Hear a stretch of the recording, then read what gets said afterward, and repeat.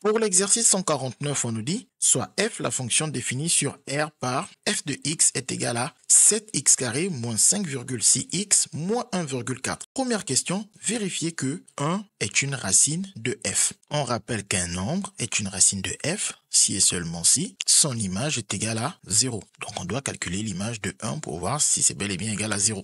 On commence par récupérer l'expression de f. Et dans cette expression, on va remplacer tous les x par des 1 sans oublier les multiplications. Puis on effectue les calculs. Ici, on a une puissance, priorité au calcul de puissance devant la multiplication. En puissance 2, ça fait 1. Et le résultat 1 fois 7 donne 7. Et ici, priorité à la multiplication devant la soustraction. Et ensuite, on n'a plus qu'effectuer la soustraction. 7 moins 5,6 donne 0,4 moins 1,4. Cela donne 0. Ce qui prouve que 1 est donc une racine de f. Pour la question 2, on nous dit déterminer la valeur de l'autre racine en utilisant la somme ou le produit des racines. Donc, on rappelle que le produit des racines, c'est P, qui est égal à la racine x1 fois la racine x2, qui est donc égal à C sur A, ou dans l'expression de f, qui est de la forme ax carré plus bx plus c. Le a, c'est le 7, le b, le moins 1, le moins 5,6, et le c, le moins 1,4. Donc, en posant x1, la racine 1, et x2, l'autre racine, on sait que le produit des deux racines, c'est c sur a. Il ne reste plus qu'à remplacer x1 par sa valeur 1, et c par sa valeur moins 1,4, et le a par sa valeur 7.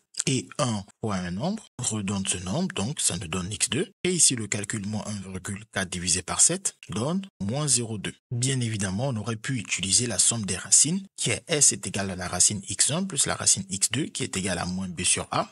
Et donc, en partant de cette égalité, on commence par remplacer x1 par sa valeur 1. On remplace b par sa valeur moins 5,6, rappelé ici. Et on remplace a par sa valeur 7. Puis ici, on effectue les calculs, moins et moins, cela fait plus. Et comme 56 divisé par 7, ça fait 8, avec la virgule, on a 0,8. Puis on fait passer le 1 de l'autre côté, ça nous donne un moins 1, ce qui nous permet d'obtenir le même résultat pour x2, à savoir moins 0,2. Donc vous avez l'embarras du choix. Il faut bien évidemment ne choisir que de faire le produit des racines ou de ne faire que la somme des racines le jour du contrôle. Comme vous pouvez le constater, le produit semble beaucoup plus pratique et utilisé, surtout si la première racine vaut 1. On n'a quasiment pas d'équation à résoudre dans ce cas, ce qui est beaucoup plus simple pour trouver la deuxième racine que pour la somme des racines. CQFD, ce qu'il fallait découvrir.